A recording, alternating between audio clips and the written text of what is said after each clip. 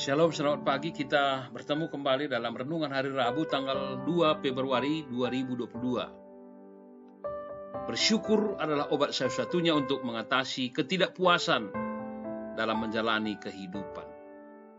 Mari kita berdoa. Kemuliaan dan kasih Tuhan tetap memberi damai sejahtera.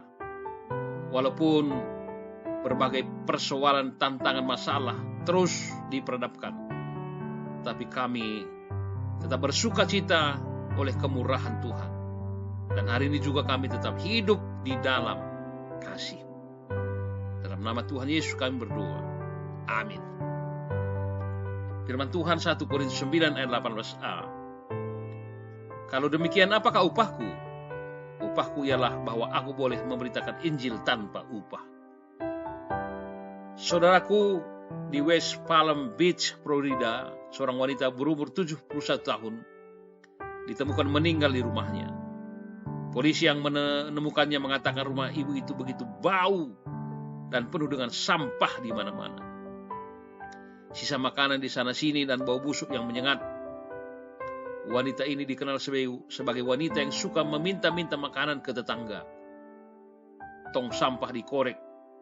Dan dia juga menjadi pengunjung rutin di Kitchen Salvation Army untuk mendapatkan makanan di sana.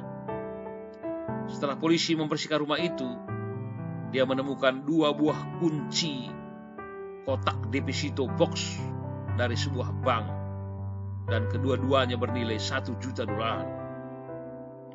Waktu mayat wanita ini ditemukan, beratnya hanya kira-kira 30 kg, dan penyebab kematiannya adalah karena kekurangan makanan.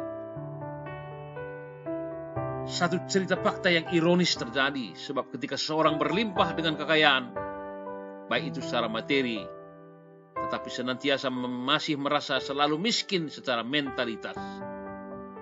Bekerja melayani Tuhan berarti hati dan jiwa harus kaya.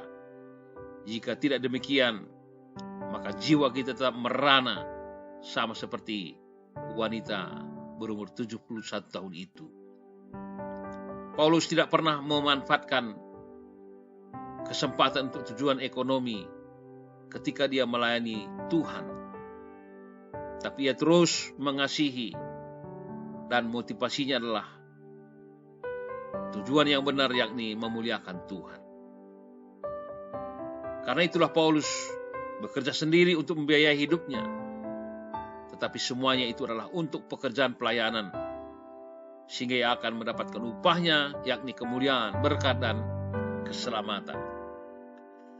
Saudaraku, hendaklah kita setia melayani, yakni hidup dengan berbagi, memberi, dan saling mengasihi. Maka dari sana akan terbentuk suatu karakter yang indah, yakni melayani dengan sukarela. Kita menjadi rendah hati dan menumbuhkan hati yang peduli, serta selalu mawas diri dan retrospeksi dalam hidup. Seberapa rendah hatikah kita jikalau ada yang menegur atau mengoreksi atas kekurangan dan kelemahan kita? Melayani Tuhan di tengah-tengah dunia, baik dalam keluarga, tetangga, rekan kerja, di tengah-tengah jemaat atau masyarakat, jangan pernah membuat kita mudah kecewa, takut, malu ketika akan mengalami ejekan dan penolakan. Sebab itulah bagian hidup ketika kita melayani. Melalui keteladanan, maka sikap saling mendahului dalam kebaikan adalah sebagai bukti bahwa kita sungguh-sungguh melayani.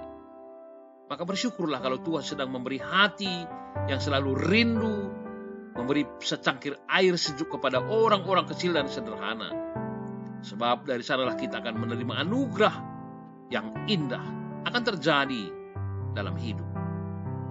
Kita memiliki Gembala Agung yang telah terlebih dahulu melayani kita, baik itu dalam kasih dan pengorbanannya, dan yang telah memberi jaminan atas berkat dan keselamatan. Jadi hiduplah dan berkarya terus hanyalah untuk kemuliaan nama Tuhan, maka janjinya semakin nyata dalam hidup kita. Tetap semangat dan berjalanilah hidup ini di dalam iman bersama Tuhan. Amin. Menjuah-juah, salam sukacita, Tuhan Yesus memberkati.